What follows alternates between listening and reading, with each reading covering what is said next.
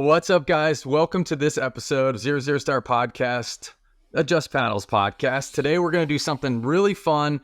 It's the biggest news in pickleball today. It is the breakup, the implosion, the explosion of the MLP and the PPA. If you guys have been living under a pickleball rock, you may not have heard this, but if not, if you're a pickleball enthusiast, which I know all of us are here, at least in this room today, the MLP and the PPA had an unofficial agreement that I guess was never signed in November of last year to join forces and become the super tour of professional pickleball. They'd have every top player basically in the world. We're going to join forces and become this next level thing of pro pickleball. That come August of 2023 has no longer. They have now separated into two separate tours. And before getting into all the why it happened or why our thoughts on how it's going to go from here on out, Jason, Kyle, what are your first reactions when you heard about this? Wow. That's really all I can say on it. I mean, it was happening here in our backyard with the PPA event here in Kansas City. So we were kind of seeing it a little bit firsthand with just, it seemed like some people may have been running around a little extra than normal. There was definitely something in the air. You could tell, people were on the phones, and you'd look and you'd be playing or watching, and you'd see people, on the phone, some of the top pros. So it's like, oh, what are they talking about? Kind of wanting to know. But yeah, a little shocked. But, I guess not shocked at the same time because, pickleball is in its infancy and you just never know. So I think it's a pretty exciting time, though. So it's kind of been fun to see all the people signing and who is it and kind of look it over. So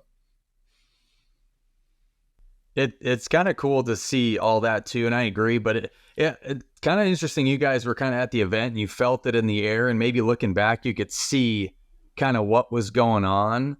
But basically, what happened is the MLP and the PPA now no longer partners, no longer joining forces.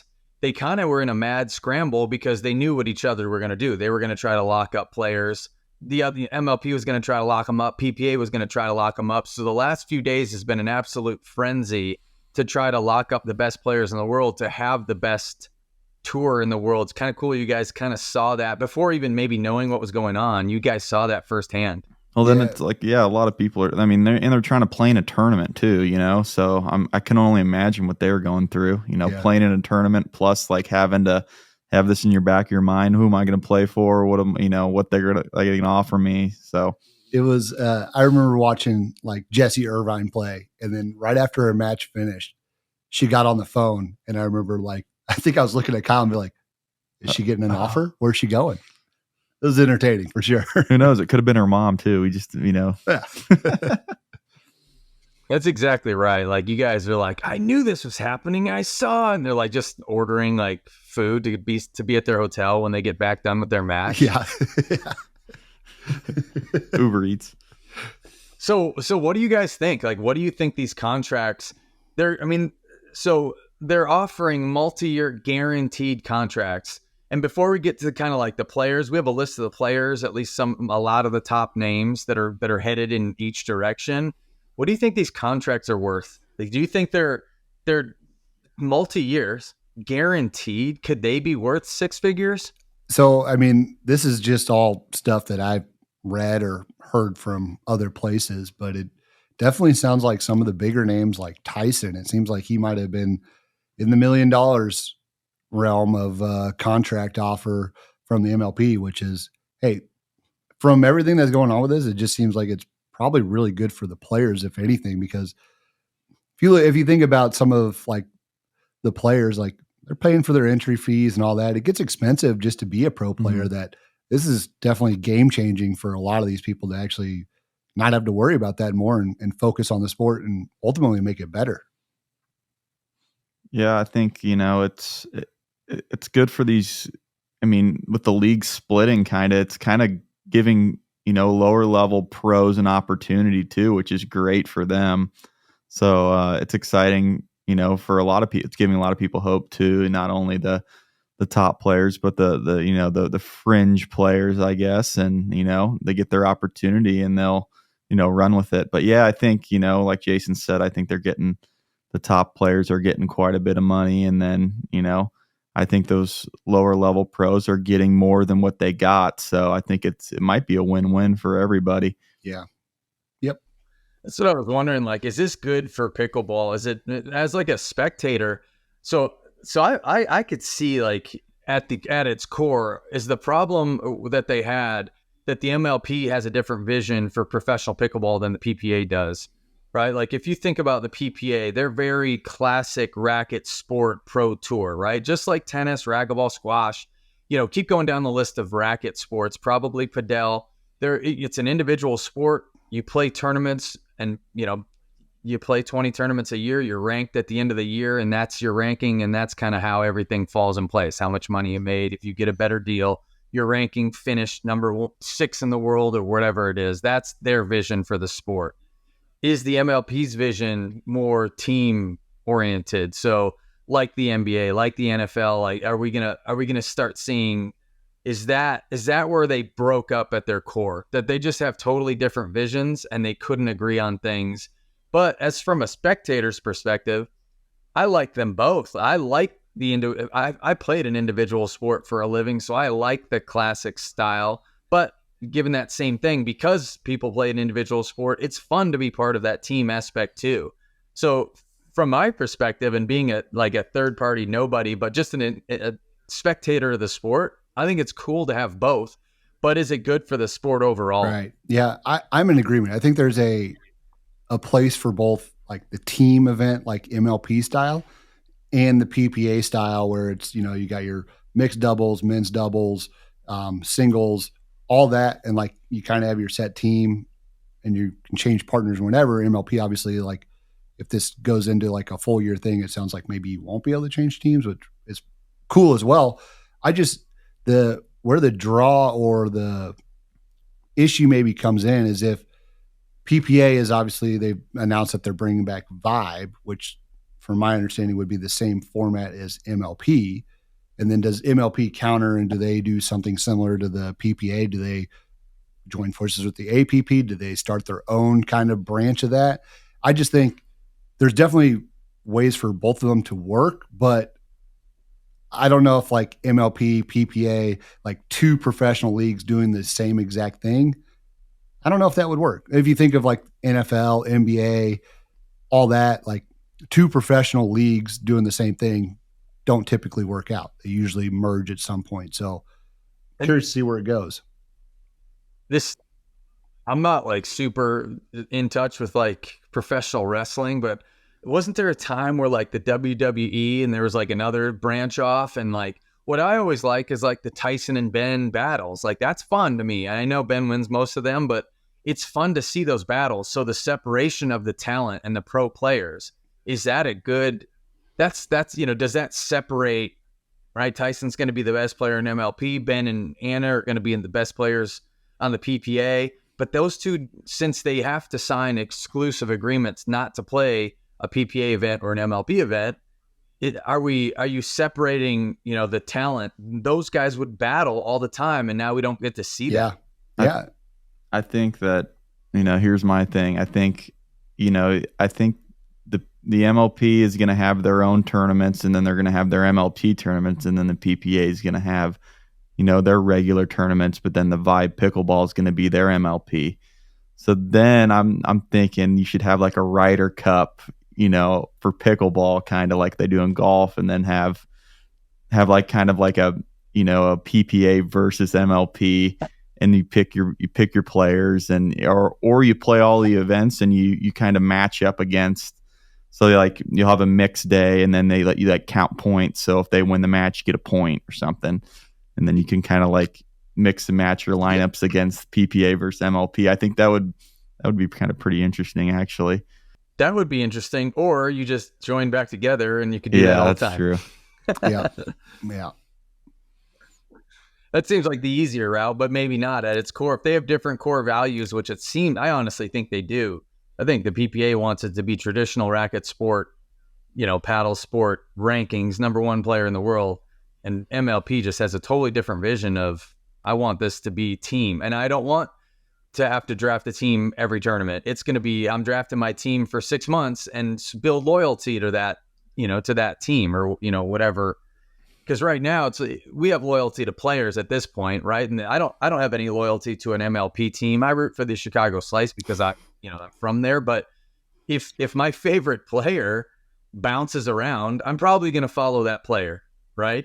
So I think it's good if the MLP locks in their players and it just becomes, I'm loyal to that team because I love the players on it and they're not bouncing around every tournament. It sounds like the MLP wants maybe their players to, like, if I get drafted by the Chicago Slice, I want to, be in Chicago, the teammates, and kind of, so it's like they're actually a part of the community and living there. Whereas it's just like, oh, I live in Florida and I play for the Chicago Slice or whatever. So I get that though. I think that, it would make sense if you have a team to at least live very close to each other, because then you could obviously practice and get better as a team. But yeah, I don't know. But I like when people switch up partners and stuff. I think that's fun. So, I get it from that standpoint as, the team aspect and stuff, but, for the whole season. But, I like people mixing and matching partners. And I think there's room for both in the sport. So with what the PPA does and the MLP, and it doesn't sound like they're getting back together anytime soon. So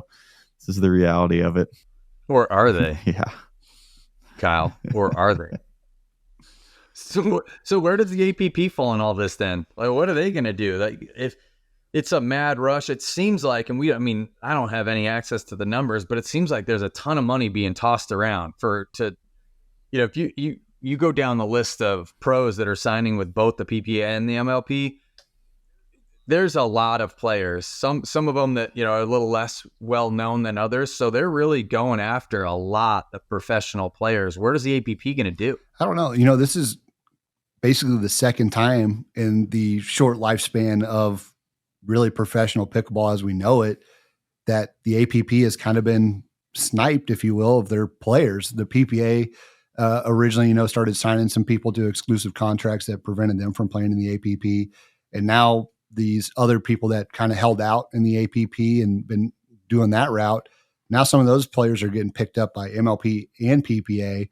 So I don't know, like, are PPA and MLP still going to have restrictions of like, hey, you're exclusive to our league? Or is the APP like, hey, you can still go play in those events because they're not associated with each other? Or does MLP bring on APP?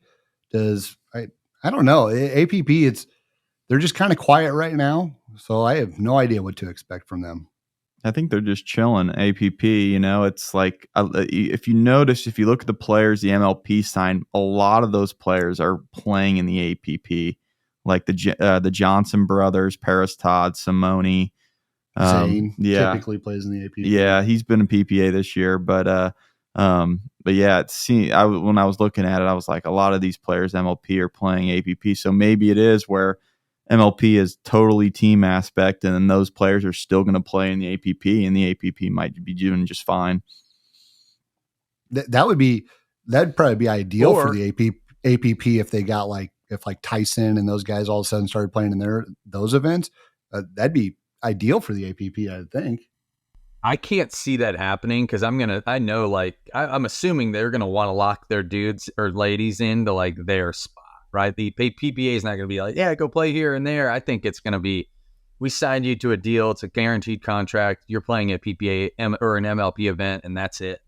Yeah. But what's kind of cool, what I could see the APP doing is now any of those professionals that didn't get signed to an MLP or PPA event or contract, that APP door is wide open. Go take it. They're not going to go anywhere, right? They're not going to just fold immediately. So you could be the number one player on the APP. I'm not saying that's easy, but there's going to be a lot of those lower level pros that'll rise to the occasion and go take, and you're not going to know who's going to end up where in those events. So it could be good for them too.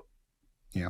It's definitely exciting. Yeah, I think you're right there, though. It's will be interesting. There's a lot of different ways it can go, but we'll just see how the cards fold, I guess. Is it? Yeah, because it's happening by the hour. I feel like just right before this, we found new people that have signed with the MLP or the PPA. So it's happening quickly. Names are coming out all the time. Every day there's like 10 new players. And it's interesting to see. Yeah, we're waiting for like PPA's had some, they've signed Jack Sock, they've signed Tina Pisnik. I mean, a lot of tennis players, Donald Young, Sam Querrey signed with PPA. So, I mean, they obviously have a vision for some people they're going to sign. And I've seen some influencers sign with the MLP. So it's like they've kind of got a vision for this. So it's kind of interesting to kind of analyze that. All right, let me run down the list. I'm going to read it quickly. And now, by no means is this all the players. The MLP has signed over 90 players, and it's still evolving every day. So this is not the extent of the list, nor is it maybe that your favorite player. We just kind of picked out a few names here and there. So I'm going to run through this list. I'm going to read quick because it's about 17 players. This is who the MLP has signed up until this point. Just some of the notable ones: Tyson McGuffin, Anna Bright, Zane Navratil, James Ignatovich, Rafi Hewitt, Terashenko, Leah Jansen, Hurricane Tyra Black, DJ Young, Rob Nunnery, Eric Lang, Alex Truong, Yates Johnson, Ben and Yana Newell, Riley Newman, Megan Dyson, and Paris Todd. That's a pretty good list of players. And now, like I said, that's like 17. There's 80 or 73 more and counting. Right. And there's still even big names that haven't signed either way yet that I wonder what they know. Do they know anything, or do they have contract offers from both sides and they're mulling it over? If they're just giving us some time to see if it ends up joining back together or what. Let me run through the names of the PPA players that have signed. And then I want to, because this affects more than just the individual. Are the players talking to each other like, hey, I know we play doubles together. Are what did you get an offer here? There's a lot of layers of signing a contract, more than just your personal, like, I like playing PPA events and they're offering me more money, but I lose my partner because my partner signed with the MLP. So here's the top 17 or so PPA players that have signed: Ben Johns, Annalie Waters, Julian Arnold, Catherine Parento, Christian Alshon, Kovalova, Matt Wright, Colin Johns, Tyler Leung, DeVillers, Elise Jones, Lee Waters, AJ Kohler, Sam Querrey, Jack Sock, Donald Young, De La Rosa, Retger, and there's about 50 and counting from the PPA, but they're also releasing these names almost like hourly. It feels like we're getting a notification. Yeah. I don't want to pick sides right now, but it feels like maybe the PPA landed some juicier names, some bigger talent, bigger names. Well, they swooped up the two best players in the sport, and Ben Johns and Annalie Waters. And arguably for the last 2 years, probably, those two players have been the best in the sport. And like this year, the amount that they're winning compared to losing, it's few and far between there for how many, like, they don't lose. So they have the two best players straight up, no doubt about it. And then, the addition of like Jack Sock. So that's what I'm wondering, like, are they going in like, oh, I know if we offer Ben, like Ben and Anna were going together, no matter where they were going, right? It feels like that. It was almost like a package deal. Yeah. Like, are the players, they have to be talking to each other too. Like, hey, I want to roll with you. We got to sign with this, with this group or that group. Yeah. I definitely think there's definitely got to be communication to a certain extent, but I think probably some of them have just kind of whatever offer they felt was the best they were going, and probably didn't necessarily talk about it. But you think about like Ben and Yana Newell, I can probably guarantee that they chatted about joining the same league together. Ben Johns and Anna Lee, I bet that they absolutely talked about which league they were going to join together. Julian Arnold and Lauren Stratman signed together. Yeah. Ignatowicz and Bright together. So yeah, I mean, just from going through the initial list, it does definitely sound like the PPA maybe captured on kind of those stronger pairs or couples, maybe a little bit more than the MLP, because then you get Lucy and Matt, Julian and Lauren Stratman, and then What's interesting though is that Riley Newman is kind of a wild card for me. He joins the MLP, probably got a lot of money, but he announced his two men's partners, which are Julian Arnold and AJ Kohler, and they both signed with the PPA. So it's like, whoa, where's he going with this? So it's like, who's gonna partner up with him now if they decide to go that route in the MLP? Because Tyson usually plays with Ignatowicz, so I mean they're in the MLP together. So it's like, where does he, fall if the MLP was to go to regular tournaments too? But obviously MLP you don't have a choice because you're getting drafted. But the Riley situation, I think, and what maybe was the most interesting because if I remember correctly, there was a post on PPA about him signing with the PPA, and then I don't know what happened. I don't know if MLP came in and said, well, we're going to give you the bag. Yeah. Like, okay, I'll jump to MLP. So that was kind of interesting too. That was maybe the most entertaining one of how it flipped. But like to your point earlier, what are those free agents doing? Like, are they sitting back? Are they not worried that the money's going to like just disappear? Because 90 players, PPA signed 90 players. That's crazy. Yeah. Or the MLP is signed. Yeah, it's wild. Like, there's a lot of players. Are you not money. Worried that one, it's going to fill up, or two, they're going to be like, yeah, hey, this offer is available for 3 days, and then if you don't take it, we're moving on. Because there's some big names that haven't signed with anybody. Or does the APP start? Are they throwing their name?